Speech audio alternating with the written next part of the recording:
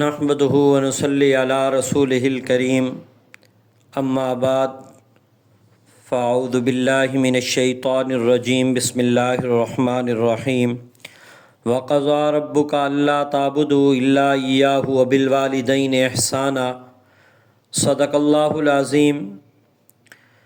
آج والدین کی طرف سے یہ شکایات سننے کو ملتی ہیں کہ اولادیں نافرمان ہو گئی ہیں، اولادیں بدتمیز ہو گئی ہیں، اولادیں مان کر نہیں چلتی، اولادیں ماں باپ کے سامنے کھڑی ہو جاتی ہیں۔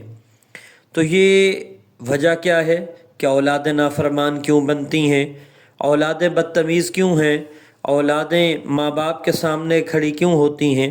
کبھی ہم نے اس کی وجہ پر غور کیا؟ اس کی وجہ یہ ہے کہ ہم نے اولادوں کو اللہ اور اللہ کے رسول کا تعارف نہ کرایا، ہم نے اولادوں کو اللہ اور اللہ کے رسول کا پابند نہ بنایا، ہم نے اللہ اور اللہ کے رسول کی پہچان نہ کرائی، ہم نے اللہ اور اللہ کے رسول کے اطاعت اور فرما برداری نہ کرائی۔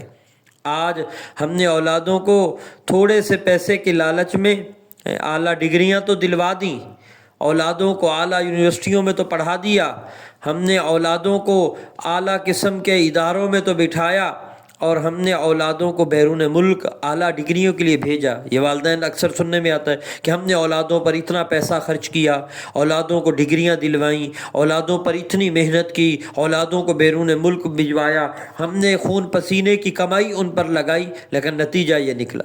اس میں ہم بھی پورے کے قصوروار ہیں کہ جہاں اولادوں نے فرما بردار بننا تھا، جہاں اولادوں نے نیک بننا تھا، جہاں اولادوں نے والدین کے حقوق جاننے اور پہچاننے تھے، ہم نے وہ راستہ تو دکھایا نہیں، ہم نے وہ راستہ تو اولادوں کو بتلایا نہیں۔ وہ راستہ تو اللہ کا تھا، وہ راستہ تو رسول اللہ کا تھا۔ اللہ قرآن میں فرما رہے ہیں وَقَضَىٰ رَبُّكَ أَلَّا تَعْبُدُوا إِلَّا إِيَّاهُ وَبِالْوَالِدَيْنِ إِحْسَانًا۔ سب سے پہلا حق اللہ کا ہے، اس کے بعد والدین کا ہے۔ والدین کے ساتھ حسن سلوک کرو، احسان والا معاملہ کرو۔ یہاں بھی نہیں فرمایا فَلَا تَقُل لَّهُمَا أُفٍّ وَلَا تَنْهَرْهُمَا، والدین کو اف بھی نہ کہو۔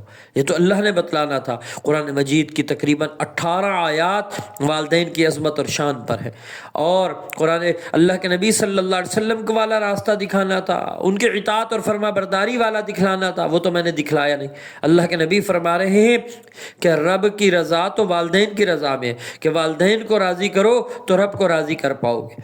ہم نے ان کو وہ جگہ تو دکھائی نہیں، ڈاکٹر بنایا، انجینئر بنایا، دنیا کی ساری لائنیں دکھائی۔ میں نہیں کہتا یہ بنانا کوئی جرم ہے، یہ ہماری ضرورت ہے، اس کو بنائیں، لیکن اس سے پہلے ہم صحیح مسلمان بنائیں، ہم اس سے صحیح معنوں میں اللہ اور اللہ کے رسول کا تعارف کرائیں۔ جب ہم نے کرایا نہیں تو پھر اس کا نتیجہ یہ نکلا۔ ہمارے ایک بزرگ تھے، وہ فرمایا کرتے تھے کہ جو یہ چاہتا ہے کہ میری اولاد فرما بردار بنے تو اسے چاہیے کہ اولاد کو اللہ اور اللہ کے رسول کا فرما بردار بنا دے، اور اس کی خود بخود اولاد فرما بردار بن جائے۔